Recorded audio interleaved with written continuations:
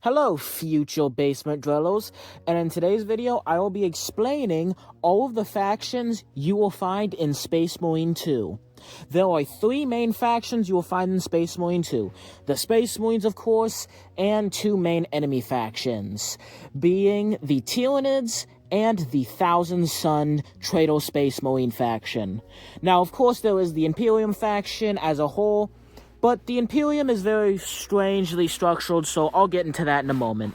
Now, first of all, we're going to cover the foundation on how the Imperium was created to explain why do Space Marines exist, what are Space Marines, and why are there traitor Space Marines when solving the Empire was so good. Gotta love yourself some corpse Deutsch. So, pretty much, the Imperium of Man, well, the human race wasn't always this backwards, gothic, dark age, disgusting corpse of an empire it is now. It used to pretty much be Star Trek Plus. Mankind had limitless technology, AI helping machines, AI thinking machines. You could live your whole life without lifting a finger if you wanted, or you could travel to thousands of planets, living thousands of years. It was a paradise. All diseases were cured, all enemies were defeated. Any Xenos race that wasn't immediately peaceful would be eradicated by the Men of Iron. Men of Iron being essentially robots. Robot servants / robot warriors. But eventually some stuff happened and the entire empire collapsed. Pretty much the Men of Iron rebelled, and because of how expensive they were and how difficult it was to make even a single custodian, the God Emperor of Mankind made the Thunder Warriors. The Thunder Warriors were pretty much prototype Space Marines. They were much angrier, more aggressive, harder to control, and had short, painful lifespans, unlike their custodians that were essentially immortal. So, the God Emperor of Mankind began the Primarch Project, where he went to a planet called Malek, gathered up 20 Primarch... Okay, so he went to Malek, and he did something somewhere, but we're not entirely sure what he did. But we're going to go with the widely accepted demigod warp theory, where he pretty much went to Malek, went to the warp, Malek being kind of a portal to the warp, and pretty much gathered up 20 demigod souls. Anywhere from a Taxotony all the way up to if Giga Chad was a character. And all the way, up to a freaking giant red wizard. But he's going to be important later. So he grabbed these mini warp gods and essentially jammed them into handcrafted bodies that were essentially like custodians, but way better. Now, unfortunately, the four gods of chaos weren't a huge fan of that, and they manipulated Orda, the mother of the Primarchs, to scour them around the galaxy. Now, I will do a video about Orda. I do not believe Orda is that stupid. I believe that the God Emperor Mankind asked her to do it because he wanted them to be scattered, because I believe he planned the Horus Heresy, but that's a time for a little video. Anyway, the Primarchs were scattered, but the Emperor still had some of their DNA, so he was able to make the Space Marine legions out of their DNA. For example, Gilliman is a master tactician, master of logistics, very organized, so the Ultramarines, his sons, the main characters pretty much, are incredibly regimented, well organized, and just genetically very organized. Like, you're not going to really have a messy Ultramarine. They're also almost always statesmen at heart. Now, you can't take someone who's just a completely slob, essentially, and turn them into an Ultramarine. You have to have someone who kind of has those qualities, but when they get the gene seed and they are ascended to become an Ultramarine, those qualities kind of, get more buffed. Pretty much a bunch of homies conrads. Now, custodians are a normal human, but they're genetically... almost like the potential is unlocked, and they essentially they level out their character. They get to level 100, pretty much. Normal human, max level. A Thunder Warrior is when you take a normal dude, and you shove a bunch of bionics and crude augmentations into them, which is why the Thunder Warriors were eradicated by the Emperor and had such a painful, horrible existence. The Space Marines, similar to the Custodians, are taken when they're children, except Space Marines are taken when they're, like kids, while Custodians have to be taken when they're infants. So, the Emperor Mankind would take the kids and insert them gene seed and all these different genetic organs and whatnot. 2 hearts, 3 lungs, an organ to spit acid, just normal stuff, and gene seed to, give them those certain traits. Like, for example, Iron Warriors are perfect siege masters and massive industrialists, and are super, super strong-willed. Ultramarines, as I just said, are well-regulated. Dark Angels are secretive and monster hunters. Raven Guard are stealthy.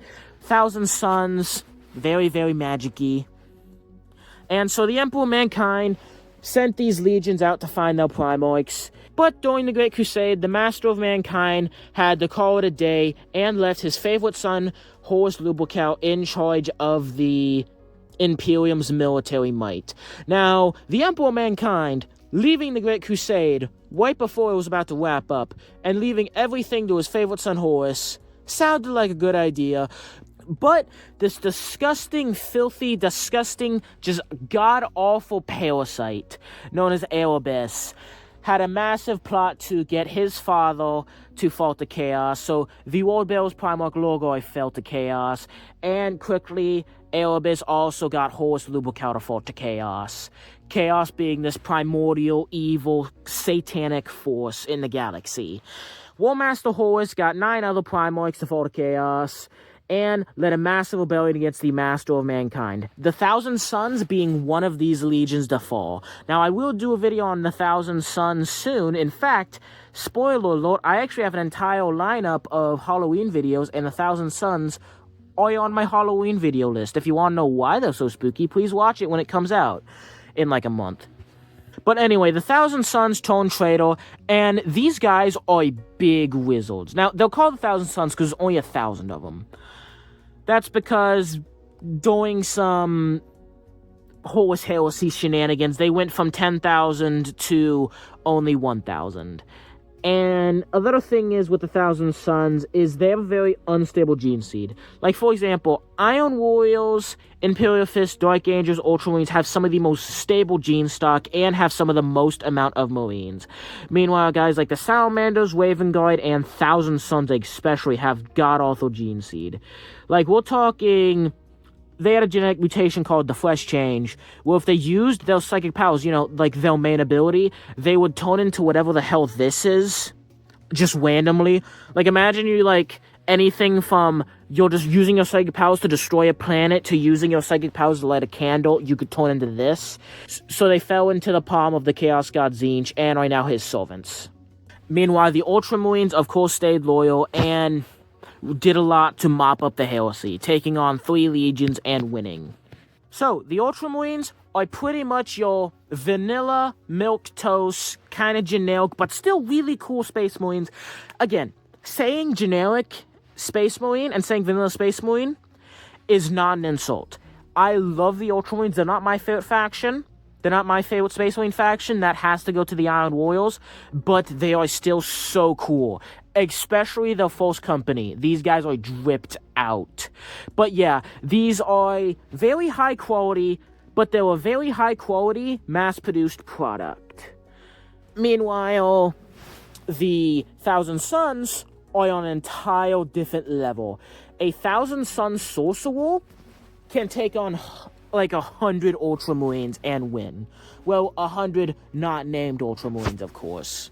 I'm certain Captain Titus will have a nice word with them, but... And another thing to note about the Thousand Sons is the fact that after the Horus Heresy, the Flesh Change kept happening, so the first Captain of Thousand Sons did a massive ritual known as the Rubric in order to stop the Flesh Change. Now, unfortunately, debating on how you look at it, he either was very successful or very not successful. All of these, super, super, super big psychos among the Thousand Sons got a massive buff and were not changed, besides the massive buff. But all of them not super psychic individuals. Again, all Thousand Sons were super psychic, but I'm talking about the ones who, could only, light a candle or, see into the future a little bit. The guys who could, freaking cast massive nuclear fireballs and put up massive force shields are the guys who remained unchanged. For the guys who weren't these absolute unit wizards, they were essentially turned into mummies. They were pretty much trapped in their armor, turned into dust, and they're essentially automatons. They're kind of like the Necrons, or just random, unthinking, just soulless robots that are trapped inside of a cursed, torturous, dreamlike state, being led around by the sorcerers. So the majority of the Thousand Sons essentially are unaware. They're still in the Horus Heresy. They're not thinking. They're automatons. Meanwhile, the handful of hyper powerful sorcerers they have are leading them around, and have only been gaining power since the Horus Heresy. So yes, I am super hyped to defeat the Thousand Sons. They are probably one of my favorite Space Marine factions. I mean, look at these guys. They're so dripped out. I will be doing a video about them soon. But these guys are so dripped out. They have such an interesting story. I am cutting it extremely short because a lot of new people are going to be watching this video, and I don't want to bore you. Especially because you just want a brief analysis on what you'll be fighting, not a massive deep dive. I mean, this is a little bit of a deep dive, but we're sticking our toes in the deep dive. We're not going full in. But anyway, side tangent aside, I'm super hyped to fight the Thousand Sons, and you should be too. But the main faction and the first faction we will be fighting in Space Marine 2 are the Tyranids. The Tyranids are pretty much space locusts.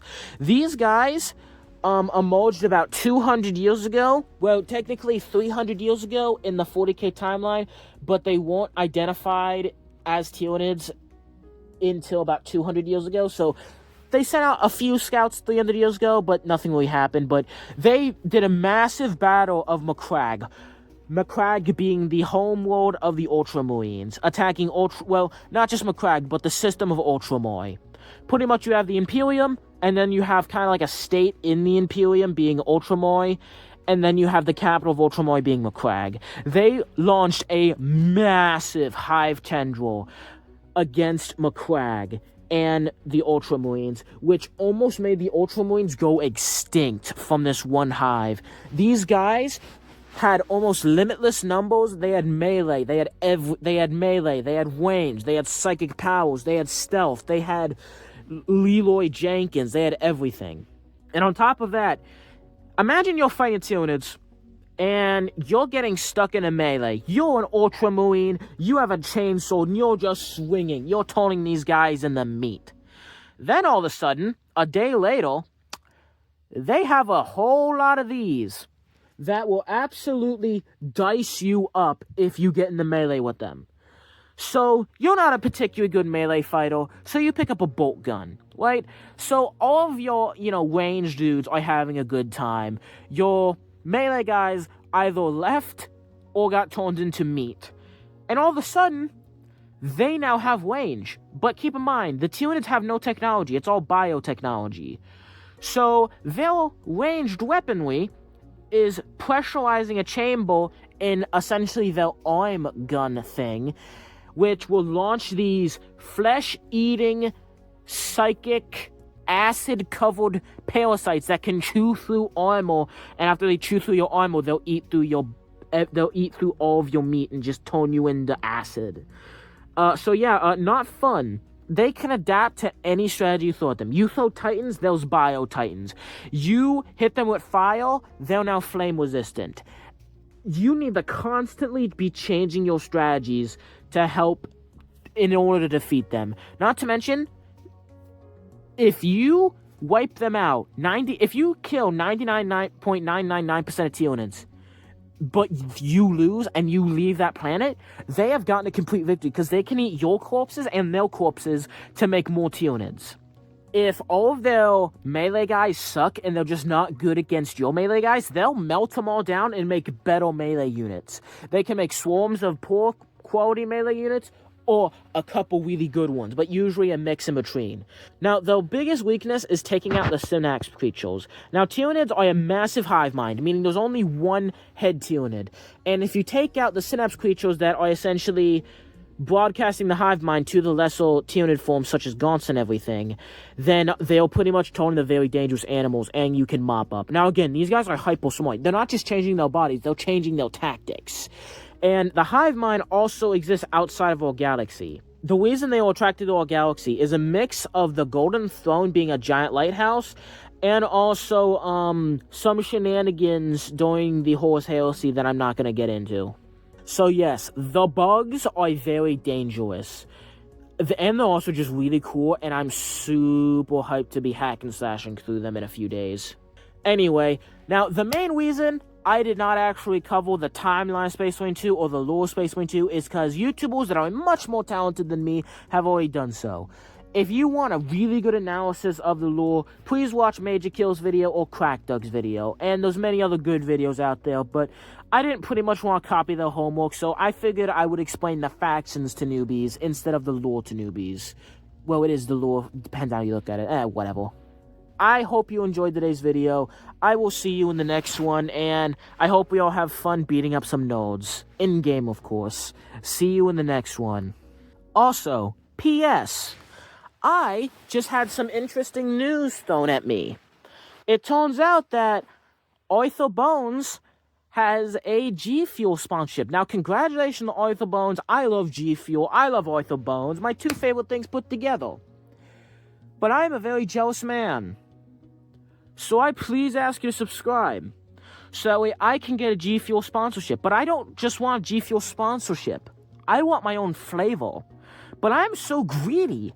I don't just want a G Fuel sponsorship or one flavor. I want 2 flavors. So please subscribe because I'm greedy. And the 2 flavors I want is Sweaty Mortarion Armpit flavored, which is actually green apple, and Tau Milk flavor, which is actually blue raspberry. Please subscribe. Please subscribe so I can get these flavors made and so I can get sponsored by G Fuel, fueling my caffeine addiction every day, and I will see you in the next one.